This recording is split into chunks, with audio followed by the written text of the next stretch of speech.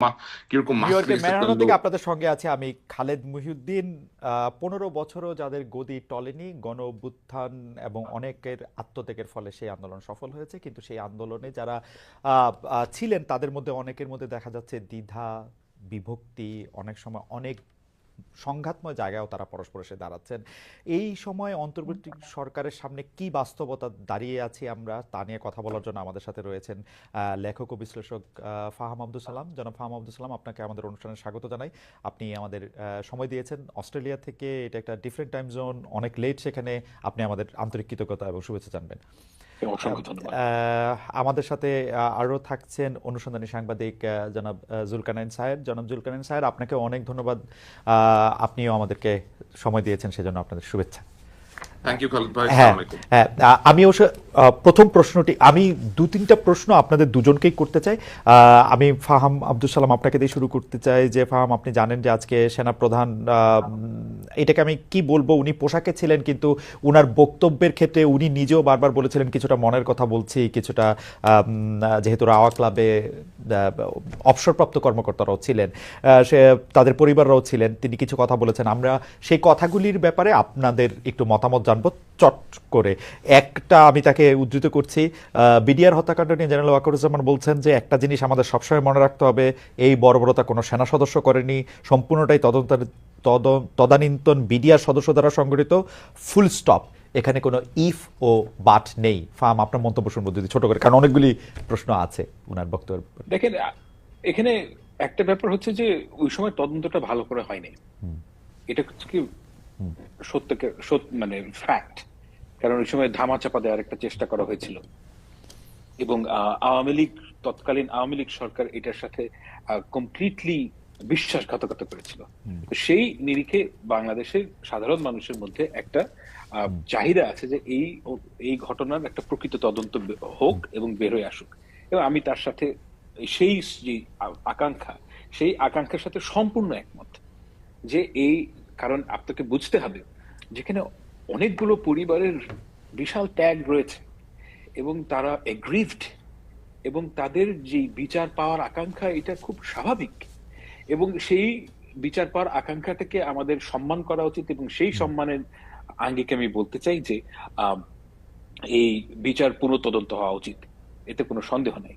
কিন্তু উনি যেটা, আমার ধারণা, অনুমান, উনি, এটা আমি নিশ্চিত না, এটা আমার রিডিং অফ দ্য ইভেন্ট, যে উনি এটার সাথে যেই অন্য পক্ষের কোন একটা বৈদেশিক পক্ষের যেই যোগাযোগ, এটাকে সম্ভবত অ্যাড্রেস করার চেষ্টা করেছেন।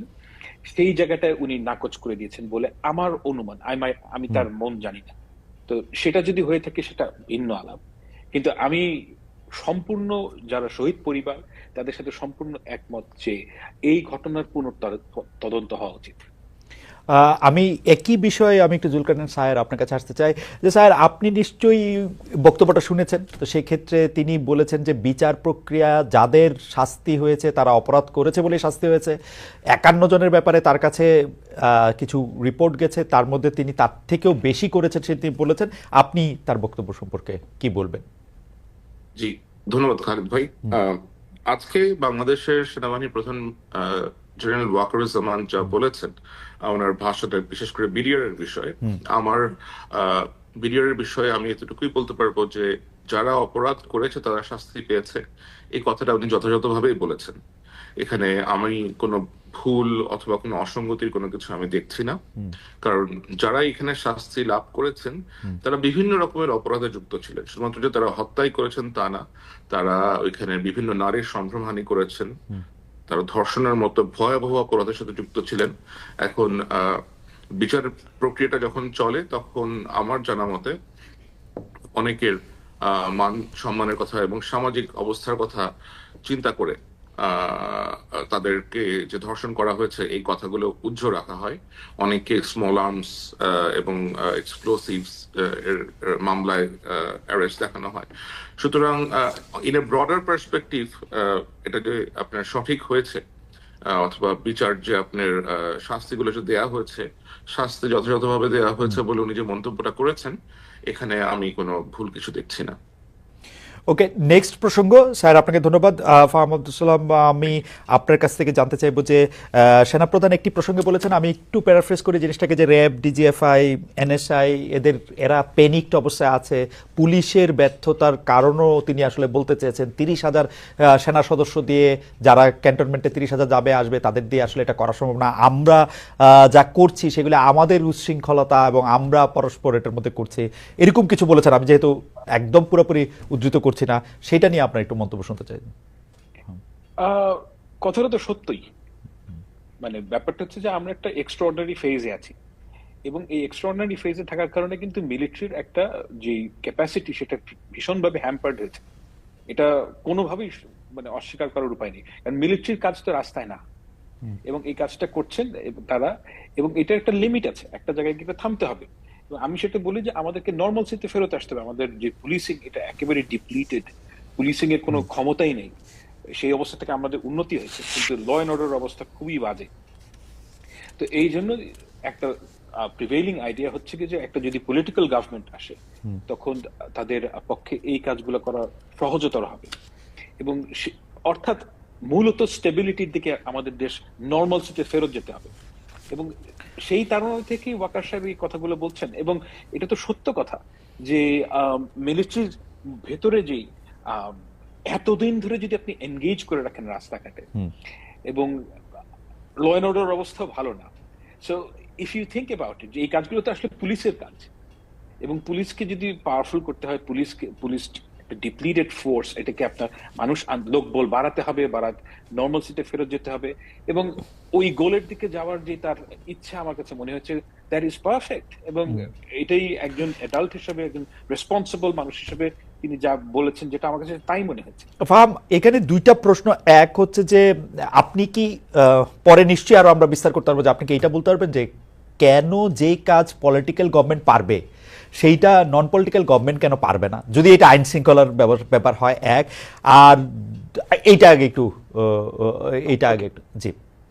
Fantastic question. মানে বাংলাদেশের সরকার, বাংলাদেশ এমন একটা রাষ্ট্র যেটা ডিজাইনড ফর পলিটিক্যাল গভর্নমেন্ট, এবং এটা একটা নন পলিটিক্যাল গভর্নমেন্টকে এই দেশ গভর্ন করা সম্ভব না।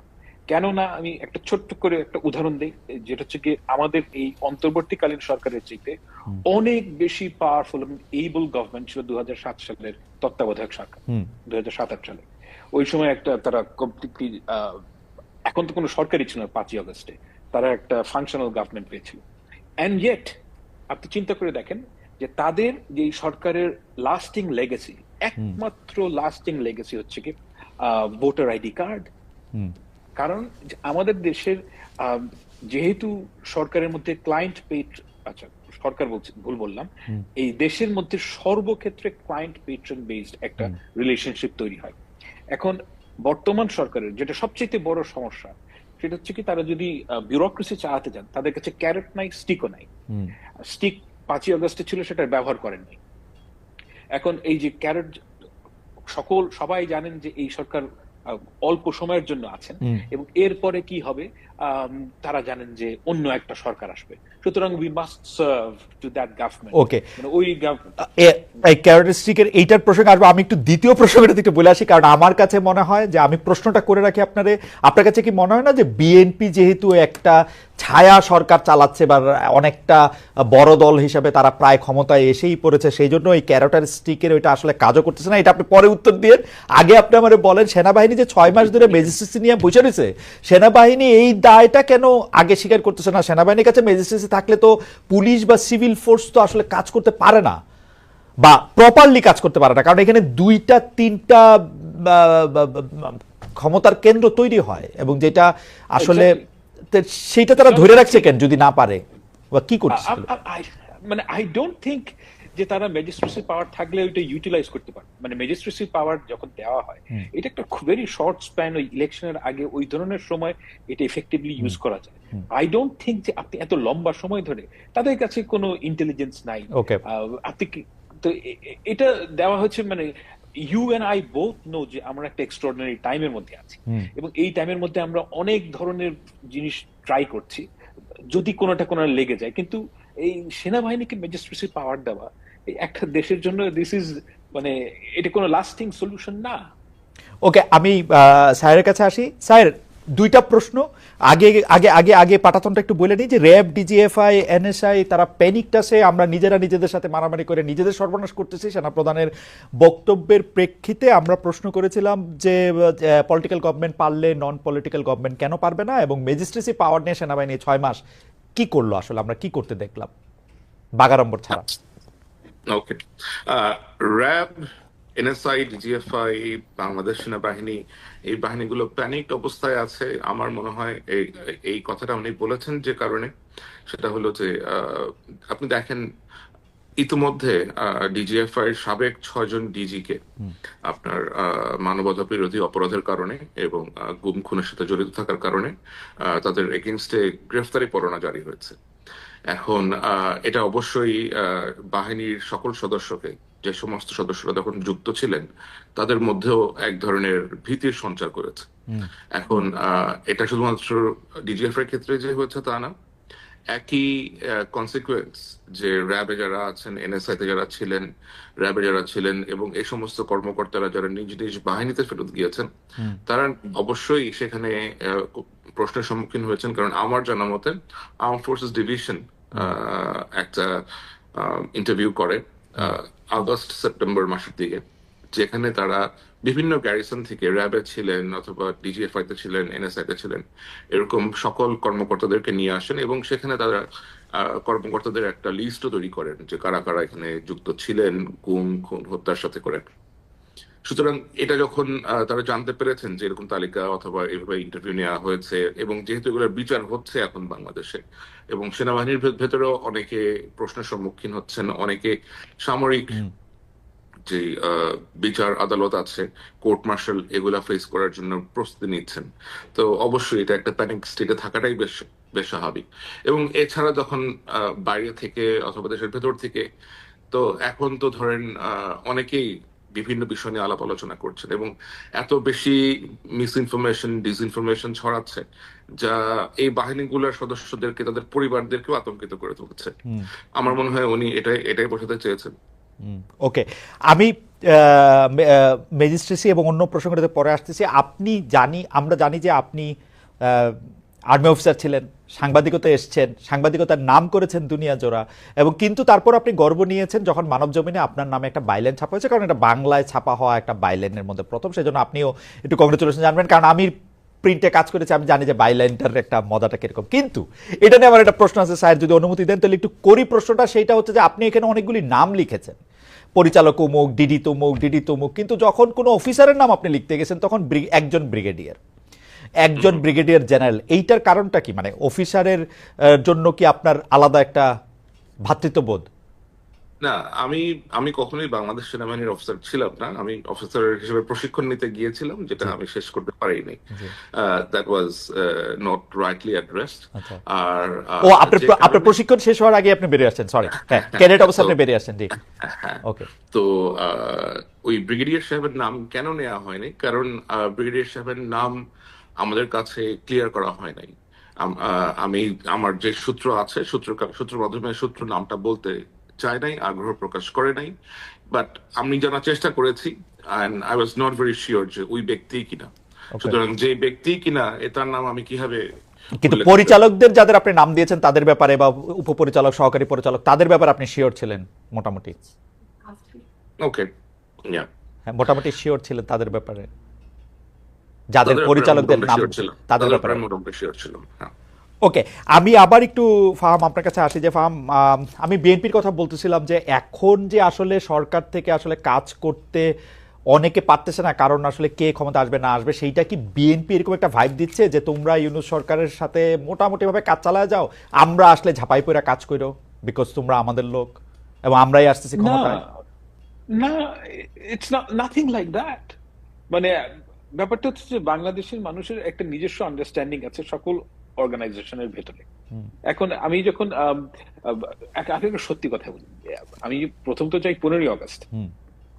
15ই আগস্টে গিয়ে আমি ভাবছিলাম যে বাংলাদেশে তো বিএনপির উপর থেকে গত এই 15 বছর যে স্টিম রোলার গেছে, এর লোক খুঁজেই পাওয়া যাবে না। আমি গিয়ে দেখলাম উল্টা জিনিস, মানে সবাই মানে ওভারনাইট সবাই বিএনপি হয়ে গেছে। এখন এটা তো বিএনপি কে বলে নাই কাউকে গিয়ে, কিন্তু ব্যাপারটা হচ্ছে যে বাংলাদেশের মানুষ উঠতি সুরজকে পূজা করে, যখনই যেখান থেকে সুযোগ পায় তখন সে সবাই কেবলা চেঞ্জ করে ফেলে খুব তাড়াতাড়ি। তো ওই ঘটনাটা ঘটেছে। এখন তারা নিজেদের মধ্যে, আমার কাছে মনে হয় না যে BNP has got a very মানে clear path to power, it has to win the vote of Bangladeshi people, এবং সেই ঘটনাটা বিএনপিকে নিজেই করতে হবে।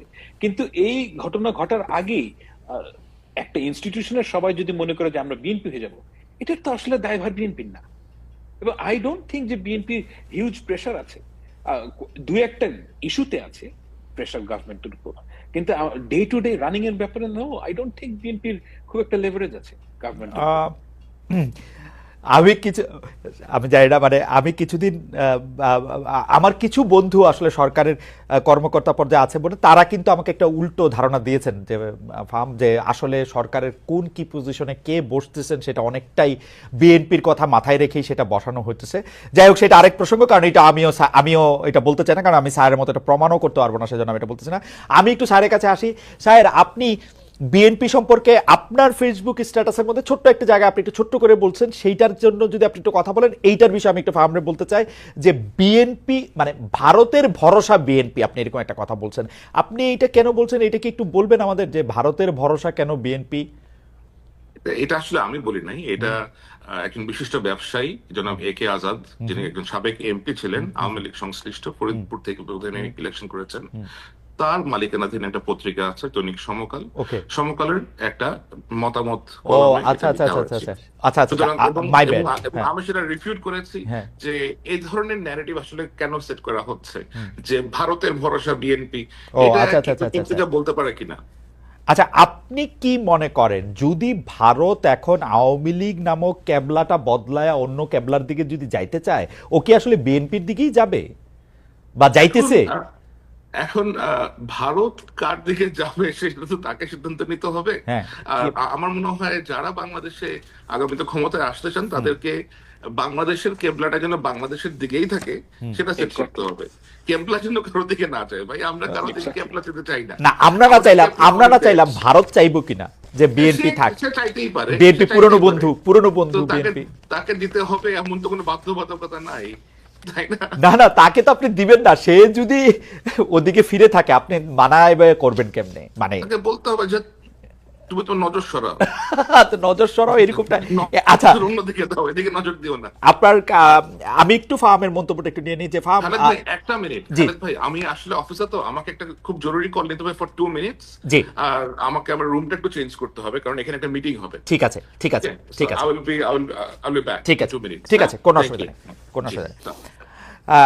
আমি এইটার মধ্যে একটু বুঝতে চাই যে মানে স্যার যেরকম বলল যে ইভেন ভারতের বন্ধুত্ব একটা নির্দিষ্ট পলিটিক্যাল পার্টির জন্য আসলে মানে ওদেরকে বলে দেওয়া যায় না আমরা তোমার বন্ধুত্ব চাই না, আপনিও কি তাই মনে করেন কিনা বিশ্লেষক হিসাবে? না, আমার কাছে মনে হচ্ছে, দেখেন একটা কথা আপনাকে বলি, যেই দল কখনই ক্ষমতায় আসবে না আর যেই দল অ্যাকচুয়ালি ক্ষমতায় আসবে বলে মনে করে, এই দুইজনের স্ট্র্যাটেজি, এই দুইজনের মধ্যে দুইজনের যে ন্যারেটিভ কখনোই এক হবে না। যেমন আপনি যদি সিপিবি করেন কিংবা আপনি যদি একটা হিজবুত তাহরির করেন, সাপোজ আমি জাস্ট কথার কথা বলছি, যে এরকম আপনারা যদি আপনি জানেন যে আপনি ভোট করে সরকার গঠন করতে পারবেন না, তখন আপনি অনেক আজব আজব কথা বলতে পারবেন যে ভারতের সাথে হ্যান করবো ত্যান করবো। রিয়ালিটি হচ্ছে গিয়ে ভারতের সাথে আমাদের বিজনেস যেই চালায় যেতে হবে, আমাদের ভারতের সাথে বিজনেস ইন্টারেস্ট যেগুলো সেগুলো চালাতে হবে, এগুলো হচ্ছে রিয়ালিটি। আমাদের বছরে প্রায় $1 বিলিয়ন কাছাকাছি আমরা ড্রাগ ইনগ্রেডিয়েন্ট ইম্পোর্ট করি, মেজরিটি হচ্ছে ইন্ডিয়ার সাথে। তা এই ধরনের অনেকগুলো ক্রিটিক্যাল ইন্ডাস্ট্রি আছে যেগুলোতে আমাদের ভারতের উপর ডিপেন্ডেন্স আছে। তো এগুলো আমি শুধুমাত্র ব্যবসার ক্ষেত্রে বলছি যে আপনি তো সম্পর্ক নাই করে ফেলতে পারবেন না, আপনাকে এগুলো চালিয়ে যেতে হবে, এটা হচ্ছে ওয়ান পার্ট। কিন্তু আওয়ামী লীগ সরকার যেই কাজটা করেছিল, আমার মনে হয় না যে বাংলাদেশের কোনো রাজনৈতিক দল ভারতের সাথে ওই ধরনের নতজানু সম্পর্কে যাওয়াটা আর কখনোই এফোর্ড করতে পারবে। তো আমি মনে করি না যে মানে ভারতের সাথে কোনো সম্পর্ক থাকবে না, এইটা একটা ইমপ্র্যাকটিক্যাল কথা। এই ধরনের ন্যারেটিভে যাওয়াটা উচিত না, কারণ এটা প্র্যাকটিক্যাল কোনো অ্যাপ্রোচ না। কিন্তু আমাদের আমি যেটা এক্সপেক্ট করি যে ভারতের সাথে বাংলাদেশের সম্পর্ক হবে দুটো সার্বভৌম রাষ্ট্রের, এবং ভারতের যে সরকারের যে স্ট্র্যাটেজি টুয়ার্ডস বাংলাদেশ সেটা অবশ্যই প্রো পিপল অফ, মানে প্রো পিপল পলিসি হতে হবে from the perspective of Bangladeshi people. Faham, অত আমি একটু বাছাতে জি। বলি, আপনি এখন যে কথা বললেন একটা স্বাধীন দেশের কূটনীতি এর বাইরে যাইতেই পারে না, মানে এটা হয়তো বাংলাদেশের কূটনীতিতেও এই কথাটাই আসে যে আমরা এটাই কিন্তু করতে এটা চাই। হয় নাই, না, এটা 15 না, বছর ধরে হয় নাই। একদিকে হচ্ছে যে কারণ হচ্ছে আচ্ছা আপনি হয় না এটা আগে শেষ করেন, তারপর আমি প্রশ্নটা করি। এটা হয় নাই কারণ হ্যাঁ। হচ্ছে কি যে ভাই, গত 15 বছরে যেহেতু আওয়ামী লীগকে নির্বাচন করে ক্ষমতায় যেতে হয় নাই, হুম, মানে নির্বাচন না করেই তারা ক্ষমতায় যেতে পেরেছে, সেহেতু তারা পিপলের যে আকাঙ্ক্ষা, জনগণের যে স্পৃহা, সেটার কোনো তোয়াক্কাই করেনি। হুম। তো ওই জিনিসটা আর বাংলাদেশে সম্ভব না, কারণ বাংলাদেশে আমি মনে করি না যে নির্বাচন না করে আপনি ক্ষমতায় থাকবেন, যে ইন দ্য ফোরসিবল ফিউচার আপনি এটা পারবেন। ওকে, সুতরাং জি শেষ, জি সেহেতু আমি বলছি যে বাংলাদেশের ভবিষ্যতে যেই সরকারে আসুক এই ধরনের নতজানু সম্পর্কের কোনো প্রশ্নই আসে না, এবং সেটা তারা এফোর্ড করতে পারবে না, কারণ ওই জায়গায় গেলে সে পরে নির্বাচন হারবে। আচ্ছা আমি এখন দুই তিনটা কথা এরকম একটু বলতে চাই যে আপনি নতজানু সম্পর্কের কথা বলতেছেন, আসলে তো কেউ আসলে ঘোষণা দিয়ে নতজানু সম্পর্কের কথা বলতেও পারবে না, হয়তো বই খাতায় আপনি যেগুলি বলতেছিলেন সেগুলি হয়তো আছে কাজের গরু, কিন্তু আমরা এর উল্টা দিকে যদি দেখি যে বাংলাদেশে একটা পপুলিস্ট রাজনীতির দিক হচ্ছে ভারতকে গালি দেয়া। সেটা আপনি জনপ্রিয় হইতে গেলে আপনি ভারতকে একটা গালি দিতে হবে, ভারতকে আপনার যেটা আপনি শুরু করছিলেন যে অনেক কিছু শেষ করে দিতে হবে, সেটা বলা। বিএনপির অবস্থানটা আসলে কি হবে? কেন আমি প্রশ্ন করতেছি, বিএনপির রাজনীতি তো এই 15 বছর বাদ দিলে আমি কিন্তু ভারতের গালাগালি বা ভারতকে ইঙ্গিত করে কথা বলা সেগুলি দুই একটা এরকম ছিল না যে তা না, ছিল। কিন্তু আমরা যখন ক্ষমতায় বিএনপি গেছে 2001 থেকে 2006 যদি আমরা ধরি, সে ভারতের কাছে গ্যাস বিক্রি করে দিতে চাইছে, সে টাটার কারখানা এখানে আইনা কম দামে বিদ্যুৎ দিতে চাইছে, ভারতের সাথে সম্পর্ক উন্নয়নের জন্য এক্সট্রা মাইল গেছে, কেউ কেউ বলতে চায় যে তাইওয়ানকে স্বীকৃতি দিচ্ছে ভারতকে খুশি করার জন্য, চীনকে ওই অখুশি করার রিয়ালিটি জন্য। আর নাই, হ্যাঁ, ওই রিয়ালিটি আর নাই, সেই রিয়ালিটি এখন আর নাই। এটার কারণ হচ্ছে কি, আমি আপনাকে একটা একটা ঘটনা, ছোট্ট ঘটনা। 2024-এর নির্বাচনের আগে আমাকে বাংলাদেশের একজন সেনা কর্মকর্তা, আমি এখানে নাম বলছি না, তো উনি আমাকে বললেন যে উনি যোগাযোগ ছিল প্রফেশনাল কারণে, এবং আমি আপনাকে শুধু এতটুকুই বলছি যে ওনার যে প্রফেশনাল কারণে ভারতের সাথে যোগাযোগ ছিল এটা লেজিট, এটা ওনার প্রফেশনাল ক্যাপাসিটি হওয়ার কথা। তো ওনাকে বাংলাদেশের আওয়ামী লীগ সরকারের প্রায় 15 জন এমপি রিজিউমে সিভি দিয়েছেন ভারতে পৌঁছানোর জন্য, এবং এর মধ্যে 3 জন সেটা হিন্দিতে ট্রান্সলেট করে দিয়েছেন। সিরিয়াসলি? তো বুঝতেই পারছি, অ্যাবসলিউটলি একেবারে হিন্দিতে এখান থেকে ট্রান্সলেট করে দিয়েছে যাতে ওখানে পৌঁছলে পড়তে সুবিধা হয়। এখন আমি আসলেই মনে করি না যে বিএনপি, ধরা যাক যদি বিএনপির, আমি বিএনপির কিছু নেতাদের সাথে কথা বলেছি, আমার কাছে কখনোই মনে হয় না যে তারা প্রো ইন্ডিয়ান, ওকে, তারা পরিপূর্ণভাবে প্রো বাংলাদেশী। কিন্তু তার মানে এই না যে আপনি ভেঙে ফেলবো, মানে মানে আপনাকে রিয়েলিস্টিক হতে হবে। তো আচ্ছা কথাটা যখন উঠলোই আমার কাছে কিন্তু সবসময়, মানে আমি এইটা আওয়ামী লীগের সময়ও আওয়ামী লীগের লোকজনরে, বিএনপির লোকজনরে সবসময় আমি এটা বলছি যে যে ভারত হয়তো আওয়ামী লীগের সাপোর্ট করে, কিন্তু ভারতের এই জুজুর ভয়টা বোধহয় আওয়ামী লীগে বেশি দেখায়, এটাকে একটা জুজু করে ওরা হয়তো এটা দেখায়। তাইলে এটা সত্যি, মানে ভারতে সিভি পাঠাইতে হইতো হিন্দিতে ট্রান্সলেশন কইরা? আচ্ছা, পাঠাতে হতো কিনা এটা আমি জানি না, কিন্তু পাঠানো হয়েছে। আচ্ছা, মানে তাহলে আমি একটা জিনিস বলি যে আপনার কাছে কি মনে হয় এই জুলাই আগস্টের আন্দোলনের সময় ভারত তার ওই যে ব্লেসিং, সেই ব্লেসিং এর হাতটা একটু সরাই নিছিল শেখ হাসিনার উপর থেকে? না না না না, আমি আগেও বলেছি যে লাইভ টিভিতে একটা বাজে শব্দ করে বলে ফেলেছি, তো যাই হোক, আপনার অনুমতি নিয়ে আমি বলছি, ফ্রম র ইট ওয়াজ এ ক্লাস্টার ফাক, as simple as that. তাদের ইন্টেলিজেন্স 100% ফেল করেছে। এটার কারণ হচ্ছে গিয়ে they took it very easily, they took it, মানে আমরা কিন্তু, আমি একা না, আর আমরা অনেকে ভারতীয় পত্র পত্রিকায় লিখেছি যে এই ঘটনাটা ঘটতে পারে।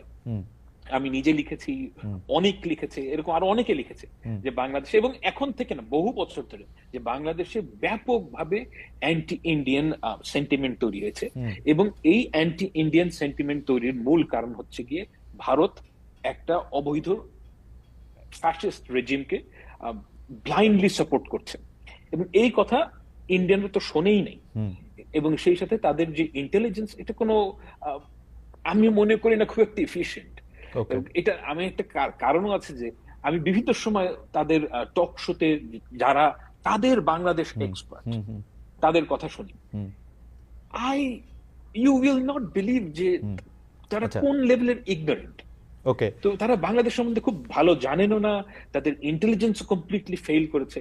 এবং আমি মনে করি না যে ভারত আওয়ামী লীগের উপর থেকে হাত উঠিয়ে নিচ্ছে। এটা কমপ্লিটলি হোম গ্রোন আন্দোলন এবং এই অভ্যুত্থানের কারণে তারা পরাস্ত হয়েছে। সায়ের ফিরে আসছে, আমি শুধু এই প্রশ্নটা করে রাখি, এটা সায়েরও আসলে একটু আমি জানতে চাইবো যে মানে ধরেন আমরা থিওরিতে ফেলি, মানে আসলে ইদানিং হয়েছে কি এমন সব কমেন্ট আসে এবং কাইটা কুইটা এমন কি প্রশ্নের যে কি, কিন্তু আমি প্রশ্নটা এরকম করতে চাই যে যদি আমি ধইরা নেই যে আপনি যে শব্দটা বিউটিফুল শব্দটা ব্যবহার করে বললেন জুলাই আগস্টে যেটা করছে, তো সেইটা কি 15 বছর ধরে কি তারা এটা সফল হইতেছিল? 15 বছর ধরে কি তারা তাগো আয়ত্তে ছিল? আইসা এই পয়েন্টে আইসা এটা ব্যর্থ হইলো। স্যার আমরা কথা বলতেছিলাম যে ইন্ডিয়া আসলে শেখ হাসিনার উপর থেকে তার ব্লেসিং এর হাতটা সরাই লইছিল কিনা, যেই কারণে জুলাই আগস্ট না, এটা আপনি একটু পরে করেন, আমি একটু ফাহামরে জিগাইলো এই ঘটনাটা যে ফাহাম আপনার কাছে কি মনে হয় যে আগে সফল ছিল পরে সফল হয়, এই পয়েন্টটা হিসাবে ব্যর্থ হয়েছে? এখানে আমি দেখেন ভাই, আমি আপনাকে একটা এইখানে কিছু কথা বলা যায়, ঠিক আছে বলি। আমি একটু রিস্ক নিয়ে কথাটা বলি, রিস্ক নিয়ে কথাটা বলা মানে মানুষের শোনাও দরকার। সেটা হচ্ছে কি, আমার সাথে একজনের কথা হচ্ছিল যিনি ভারতের, সরি ভারত না, আমি বলছি যে বাংলাদেশের ইন্ডিয়ার সাথে যেই গ্যাস এবং মানে এনার্জি ডিল এটার সাথে যুক্ত ছিলেন। তো উনি আমাকে একটা খুব ইন্টারেস্টিং পার্সপেক্টিভ দিয়েছেন। বলে আপনারা মনে করেন যে এই সময় কিভাবে ঘটনাটা ঘটতো, এটা এগেইন আমি কিন্তু এটা তার ভার্সনটা বলছি, এটা সত্য কি মিথ্যা জাজ করার ক্ষমতা আমার নাই, আমি শুধু তার ভার্সনটা আপনাকে বলছি, কিন্তু এটার মধ্যে ইনস্ট্রাকশন আছে, এটা ইন্টারেস্টিং। তার ভার্সন অনুযায়ী যে ভারতীয় যারা কর্মকর্তা ছিলেন তারা এই ডিলগুলো করতেন কিভাবে, যে বাংলাদেশিরা গিয়ে বাংলাদেশিদের সাথে ডিল করবে, গভর্নমেন্টকে প্রেসার দিবে থ্রু ইন্ডিয়া। ওকে, এবং তার ভার্সন অনুযায়ী যে এটার মধ্যে যে যারা এই এখানে উপস্থিত যারা মানে ভারতীয় কর্মকর্তা অর্থাৎ হাই কমিশন, তারা এটা আদৌ গভর্নমেন্ট ব্যাকড কিনা কেউ জানে না। এখানে একটা সিন্ডিকেট তৈরি হয়েছিল। এখন এই সিন্ডিকেট যে তৈরি হয়েছিল এটা আপনাকে কি ইঙ্গিত করে? আমার কাছে আমার রিডিং যদি এই ভার্সন সত্যি হয়ে থাকে, আমার কাছে মনে হয় যে এটা একটা ভেরি ডিসফাংশনাল থিং এবং এখানে একটা অর্গানিকলি একটা সিস্টেম তৈরি হয়েছিল যেখানে বাংলাদেশের লোকেরা মনে করতো যে ভারতের blessing, which is actually not ভারতের ব্লেসিং, এখানে ফাইন্যান্সিয়াল লেনাদেনও হয়তো হতো। এবং মানে অ্যাবসলিউটলি মানে ও ভারতের লোকজনের ঠেকাটা কি, এটাই আমি আসলে বুঝতে চেষ্টা করতেছিলাম যে মানে ঠেকাটা কি। এবং আপনি ফাইন্যান্সিয়াল লেনদেনের কথাটা বলতেছিলেন, আচ্ছা আপনি শেষ করেন তারপরে, সরি। এখন এই লেনাদেনা যদি কেউ অভ্যস্ত হয়, আপনি চিন্তা করেন, আমি ওনার ভার্সনটা সত্য বলে ধরে নিচ্ছি ফর ওয়ান সেকেন্ড, এবং আপনি চিন্তা করেন যে আমি একজন ইন্ডিয়ান 30-35 বছরের সরকারি কর্মকর্তা, আমি বাংলাদেশে কাজ করতে এসেছি। কাজ করতে এসে দেখছি যে আমাকে ফ্ল্যাটারিং আচরণ করা হচ্ছে আমার সাথে, এবং আমাকে পয়সা দেওয়া হচ্ছে শুধু ফাঁপড় মারার জন্য। তা আমি তো এতে ইন্টারেস্ট হবই। ওকে, তাই না? যে আমার কথা যদি আপনার পয়েন্ট পরিষ্কার। আমি একটু স্বামীর কাছে জানতে চাই, স্বামী আমার ইয়াটা হচ্ছে যে 15 বছর ধরে আওয়ামী লীগকে ভারত সাপোর্ট করতেছিল, সেই সাপোর্টটা জুলাই আগস্টে সরাই নিছিল কিনা? 15 বছর ধরে ভারত আওয়ামী লীগ সরকারকে যে সাপোর্ট করছিল সেটা তারা অবশ্যই জুলাই আগস্টে সরায় নেয় নাই। এটা যদি আপনি একটু দেখেন, কারণ জুলাই আগস্ট পরবর্তী সময়ে বাংলাদেশে বিভিন্ন রকমের পরিকল্পিত স্যাবোটাজ করার চেষ্টা করা হয়েছে। তারা যদি সেগুলো সরায় নিত তাহলে তো তারা এই স্যাবোটাজ গুলো আর করার চেষ্টা করতো না।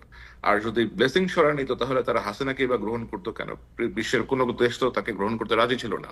গ্রহণ করছে কি, বন্দি করে রাখছে, কি আর করছে? না, বন্দি করে রাখলে তাহলে সে কথা বলতেছে কেমনে? কত তো ফোনই করতেছে, সামনে আসে না।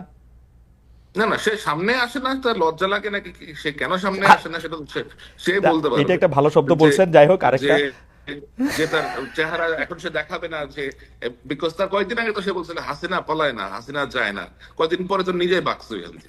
আচ্ছা ঠিক আছে, তাহলে আপনিও প্রায় একই মত। আপনার কাছে একজন, মানে আমরা আসলে দর্শকদের অনেক মতামত পাচ্ছি, একজন আপনার কাছে জানতে চেয়েছে স্বামী, যে খালেদ ভাই সামীম ভাইকে জিজ্ঞেস করেন উনি ওয়াকারকে নিয়ে বিভ্রাট হয়েছে, এর আগে পোস্টে বলেছিলেন, এখন উনি জেনারেল ওয়াকারের ভুল ত্রুটিগুলি পয়েন্ট আকারে দেখিয়েছিলেন, হুট করে উনার স্ট্যান্ড চেঞ্জ কেন? আমরা আসলে আমার স্ট্যান্ড চেঞ্জ হয় নাই। আমার স্ট্যান্ড বিভিন্ন রিসার্চ করার পরে, বিভিন্ন স্টাডি করার পরে, বিভিন্ন ভাবে বিভিন্ন রকম তথ্য উপাত্ত সংগ্রহ করার পরে আমি বুঝতে পেরেছি যে এই লোক বাংলাদেশের জন্যই এখন পর্যন্ত কাজ করে যাচ্ছেন। বাংলাদেশের কোন রকমের ক্ষতির কারণ উনি অন্তত হবেন না, বরঞ্চ দেশটাকে একটা স্থিতিশীল পরিস্থিতিতে পৌঁছানোর জন্য তিনি একেবারেই চেষ্টা করে যাচ্ছেন। এটাই আমার কাছে একেবারে ভেতর থেকেই আমি এরকম তথ্য উপাত্ত এগুলো সবকিছু আমি পেয়েছি, কারণ তার মধ্যে ওই আকাঙ্ক্ষা নাই। উনি স্পষ্টভাবেই গত 2 সপ্তাহ আগেই একটা বোধহয় অফিসার্স কনফারেন্স হয়েছে, উনি ওখানে গিয়ে বলেছেন যে আমার এগুলো নেওয়ার কোনো ইচ্ছা নাই, তোমরা যদি কেউ মনে করে থাকো যে আমি এরকম অডাসিয়াস, দেন ভাই I will quit the job, আপনি like I am leaving, you guys take over and do whatever you want to. এখন দ্য ফ্যাক্ট ইজ জেনারেল ওয়াকারের মতো এরকম পপুলার অথবা এরকম অ্যাকসেপ্টেন্স ওয়ালা মিলিটারি অফিসার এবং সেনা প্রধান বাংলাদেশ সেনাবাহিনীতে গত 15-16 বছরে আসে নাই, to be very frank with you. অনেকেই বলবে যে হ্যাঁ এই জনপ্রিয় ছিল, ও জনপ্রিয় ছিল। জেনারেল ওয়াকারের যেরকম অ্যাকসেপ্টেন্স আছে সৈনিকদের কাছে, আদার র্যাঙ্কস এর কাছে, অফিসারদের কাছে, এটা আপনি অন্য আরেকজনকে দিয়ে রিপ্লেস করে করতে পারবেন না। মানে শেখ হাসিনা সব কাজ খারাপ না আসলে? না, শেখ হাসিনা সব কাজ খারাপ না, এটা তো শেখ হাসিনা তো সব কাজ খারাপ না। আচ্ছা ঠিক আছে, আমি আসতেছি আপনার কাছে। শেখ হাসিনা সব কাজ খারাপ না হলে সে আজিজরা দিল কেন? একটা চোর পাটপাট। হ্যাঁ, আজিজকে দিছে খারাপ, ওয়াকারকে দিছে ভালো, ভালো কাজ খারাপ কাজ সব কাজই করছে আর কি। যাই হোক, আমরা দর্শকদের কাছে জানতে চাইছিলাম দেশের আইন শৃঙ্খলা পরিস্থিতি সন্তোষজনক, স্বরাষ্ট্র উপদেষ্টা জাহাঙ্গীর আলম চৌধুরীর এই দাবি সঠিক বলে মনে করেন কিনা? শতকরা 8% দর্শক মনে করেন যে এটা সঠিক, শতকরা 92% মনে করেন এটা সঠিক না। এইটা হচ্ছে 51,000 দর্শক এখানে ভোট দিয়েছেন। আমি আবার একটু ফাহামের কাছে ফিরে আসি। ফাহাম, আপনাকে ইদানিং ভারতের দালাল বলা হচ্ছে, এইটা কোন জায়গা থেকে, এই জায়গাটা কোন জায়গা থেকে আসলো সেইটা যদি একটু আমাদের একটু বলেন। আরেকটা জায়গা হচ্ছে আপনি মাস্টারমাইন্ড নিয়ে বলতে গিয়ে আপনি শায়েরের কথা বলছেন। আমি আপনাকে কোট করি, শায়েরের লেখা পড়ে আমি যা বুঝলাম তা হলো শায়েরের আস্থাভাজন কোট আনকোট ব্যক্তিটাই সবচেয়ে রিস্কি কাজ করেছে। এখন আমি বুঝলাম না পুরো ঘটনা সালমান বা কেউ কিভাবে মাস্টার মাইন্ড হয়। আপনি বলছেন যে আসলেই কোনো মাস্টার মাইন্ড বা এটা প্ল্যান করে কখনো করা এটা সম্ভব না। শায়েরকে যদি আমি বুঝে থাকি, শায়ের এটার মধ্যে বলতে চাইছে যে, আমরা শায়ের থেকেও শুনবো যে এটার মধ্যে কিছুটা প্ল্যান ছিল, কিছুটা মানে সাংগঠনিক তৎপরতাও ছিল। আমি একটু আপনার কথা আগে শুনতে চাই যে ফাহাম, আপনি শায়েরকে মানে আমি জি, এখানে ব্যাপারটা হচ্ছে যে আমি একটা নতুন জিনিস আবিষ্কার করেছি এই 2 দিন হলো। এটা হলো যে আমরা যেভাবে মাস্টার মাইন্ড শব্দটা ইউজ করি, আমি অ্যাটলিস্ট যেভাবে করি, আর বাংলাদেশের সাধারণ মানুষ যে ওয়ার্ডটা যেভাবে ইউজ করি এক না। আসলে মাস্টার হিসেবে করে মনে শব্দটা ইউজ, মাস্টার মাইন্ড না। তারা মাস্টার মাইন্ড হিসেবে বাংলাদেশের সাধারণ মানুষ মনে করে যে নেপথ্যচারী, অর্থাৎ যে গোপনে অনেক গোপনে কাজ করছে, যে সে হচ্ছে মাস্টার মাইন্ড। কিন্তু আমি এটা চিন্তা করছিলাম অন্যভাবে, এবং আমি দেখছি যে সবাই মাস্টার মাইন্ড ওয়ার্ডটা ইউজ করছে। এটা আমি পরশুদিনই প্রথম আবিষ্কার করলাম, যে অ্যাকচুয়ালি শত শত মানুষের কমেন্ট দেখে আমি বুঝলাম। এবং পরে আমি যখন একটা লিখলাম যে আপনারা মাস্টার মাইন্ড শব্দটা কিভাবে বুঝেন, আই ওয়াজ রাইট, বেশিরভাগ লোকই বুঝছে তারা ওইভাবেই বুঝে, অর্থাৎ যে নেপথ্যচারী, যে গোপনে কাজ করে। না, অ্যাকচুয়াল প্রবলেম হচ্ছে যে আমরা ওয়ার্ডটা কিভাবে ইউজ করছি, ইটস এ লিঙ্গুইস্টিক প্রবলেম। আমি অন্যভাবে মিন করছিলাম, আমি বলছি যে এটা কোনো সেন্ট্রালি প্ল্যান্ড গণ অভ্যুত্থান না, এখানে ওই ধরনের প্ল্যানিং করার কোনো উপায়ই ছিল না। এবং আমরা সবাই এখানে যুক্ত হয়েছি, সবাই উইথ দ্য বেস্ট ইন্টেনশনস, এবং একটাই আমাদের আগ্রহ ছিল যে হাসিনাকে সরাতে হবে। এবং হাসিনাকে সরাতে গিয়ে যে যেভাবে পারছিল সেভাবে কাজ করছিল, এবং বাকিটা ছিল আল্লাহ ভরসা। ফাহাম, আমি আপনার সাথে তো বিতর্ক করে পারা মুশকিল, আপনার সাথে বুদ্ধি দেওয়া পারা মুশকিল, তো সেই জন্য আমি একটু সরলভাবে আপনার সাথে জিনিসটা বলি। এখন দেখতেছি যে ধরেন ক্রেডিটটা কার এইটা বিশ্লেষণ করতে আমাদের অনুসন্ধানী সাংবাদিক সহ অনেকে চেষ্টা করতেছে যে আসলে ক্রেডিটটা কার, আমরা ক্রেডিটটা কারে দিব সেইটা আমরা দেখতেছি নতুন দলের মধ্যে আসলে কারা যাবে। এখন আমি যদি বলি ফাহাম আব্দুল সালাম এই পুরো ক্রেডিট জিনিসটারই নস্যাৎ করতে চাইতেছে হচ্ছে এই কারণে, কারণ বিএনপির এখানে আসলে খুব বেশি ক্রেডিট নাই। যদি ক্রেডিটের প্রশ্ন সামনে আসে বিএনপি আসলে খুব বেশি পয়েন্ট পাবে না।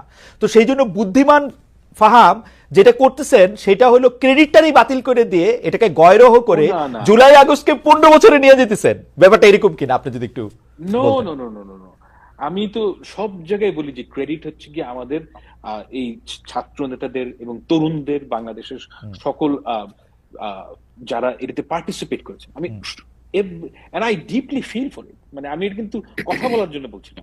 আমি মানে নাহিদের সাথে যখন দেখা হয়েছে, মাহফুজের সাথে যখন দেখা হয়েছে, I always say that যে I'm profoundly I feel আসলেই কৃতজ্ঞতা বোধ করি, আই ফিল প্রোফাউন্ড গ্র্যাটিটিউড। কিন্তু আমি যে কথাটা বলছি যে ওই সমস্ত চালাকির থেকে আমি বলছি না কথাটা, আমি বলছি যে এটা তো আসলেই এটার এই যে আন্দোলনের যে স্পিরিট, এটা বাংলাদেশের সকল মানুষের মধ্যে ছিল এবং সবাই এটার মধ্যে পার্টিসিপেট করছে। এবং আপনি যদি বলেন যে মানে কার অবদান সবচেয়ে বেশি, আমি তো মনে করি শহীদদের অবদান সবচেয়ে বেশি, যারা মারা গেছেন। কারণ তারা যদি মারা না যেতেন সেক্ষেত্রে কিন্তু এই আন্দোলনটা মানে ওই গ্যালভানাইজড হতো না। ওকে, তো জি শহীদ, তো এখন বিএনপি এটার সাথে মানে বিএনপি এটার সাথে আছে কি নাই আমি এভাবে দেখি না জিনিসটা। তবে এটা সত্য কথা যে বিএনপির কিন্তু অনেক মানুষ এতে মারা গেছে, বিএনপির অনেক কর্মী এখানে মারা গেছে এবং অনেক কর্মী এতে আহত হয়েছে। This is a fact. আমি একটু স্যারের কাছে জানতে চাইবো যে স্যার আপনি অনেক খাটাখাটনি করে, মানে যেটা ধরেন আপনার ছাপানো পিস না সেইটার জন্য যে এত খাটনি কোনো সাংবাদিক করতে পারে, মানে আমি সোশ্যাল মিডিয়াতে এক লাইন লিখতে আমার মানে আমি জানি না, মানে আমার কাছে মনে হয় যে আমি যদি লিখি এটা তো আমার কাগজের জন্য লিখবো বা কোনো কিছুর জন্য লিখবো। তো সেটা যে আপনি করলেন এইটার ক্ষেত্রে আপনার উদ্দেশ্যটাকে আপনি যে আসলে দেখাইতে চাইলেন যে এদের মধ্যে থেকে কেউ আসল হিরো, এইটা যে দেখাইতে চাওয়া এইটার কারণটা কি আসলে? আসলে খালেদ ভাই, আমি এখানে এটা দেখাতে চাই না যে এখানে আসল হিরো কে। এখানে I wanted to set the record straight. এই জিনিসটা আসলে আমার ধন্যবাদ যে আপনি আমাকে এটা বলার সুযোগ করে দিয়েছেন। আমার তো আসলে ধরেন আমি এটা যতটা কাছ থেকে দেখেছি, ধরেন 24-25 তারিখ থেকে, এর আগে আমাকে দু এক জায়গা থেকে অ্যাপ্রোচ করা হয়েছিল যে যদি এরকম কিছু হয়, will we be in a position to give this guys any shelter or not. তো সিচুয়েশনটা আসলে যেদিকে যাচ্ছিল, এটা একটা ছাত্র আন্দোলন ছিল, বৈষম্য বিরোধী ছাত্র আন্দোলন, স্টুডেন্টদের ডিমান্ড ছিল কোটা বিরোধী আন্দোলনটা এক সময় এটার ট্রেজেক্টরি সেট হয় শেখ হাসিনার পতন হিসেবে।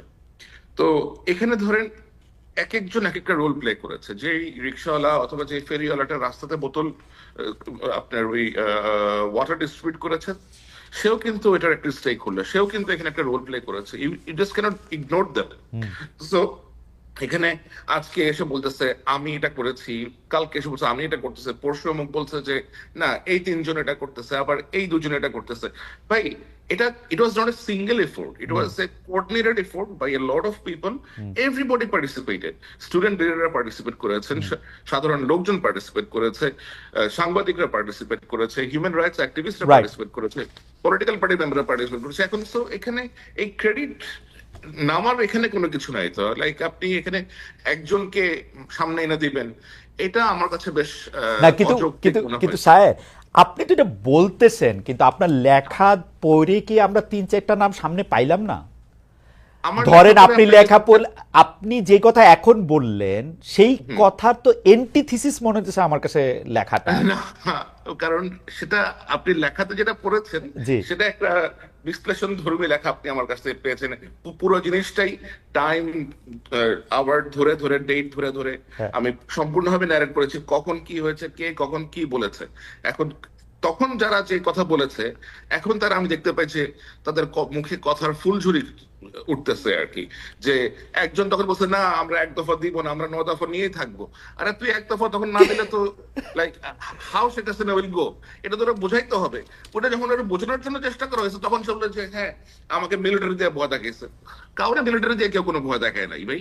তোমরা বলা হয়েছে যে এখন যদি এটা এক দফাতে না দাও মানুষজন আরো মারা যাবে, সেটা এক দফা। তো তোমরা যদি লাইক এখন তো আমাকে এই প্রশ্ন করতে হয় যে যদি 2 তারিখে ওরা এক দফার দাবিটা না দিত, if they are not push by those group of people, তাহলে কি হইতো?